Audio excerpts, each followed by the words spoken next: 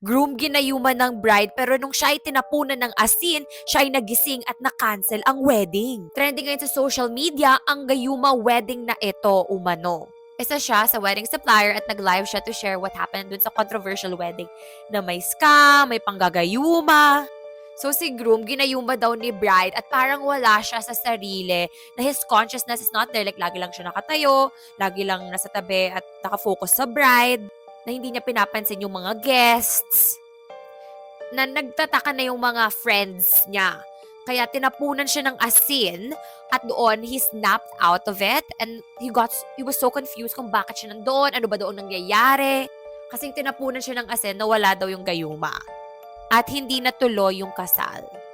Tapos parang kaka-engage lang nila recently, tapos kasal agad. Pati daw yung mga coordinators na scam, hindi daw sila binayaran ng bride. Kasi nag-drop name si bride na, ito yung tito ko, ito yung ninong ko, yung mga bigatin na people. So, I don't know how she got away with it, that she didn't even pay the coordinators or the wedding suppliers. Na around 500K yung ginastos or more, and wala siyang dinown pay ni piso. Ewan ko kung may voodoo rin nagawa sa coordinators. Hindi ko alam kung totoo to. Sa tingin nyo, gayuma ba is real? Ginayuma kaya si groom ni bride? And we haven't heard from the bride or the groom, or this wasn't posted or shared by a verified news source. So, ewan ko lang. What do you guys think?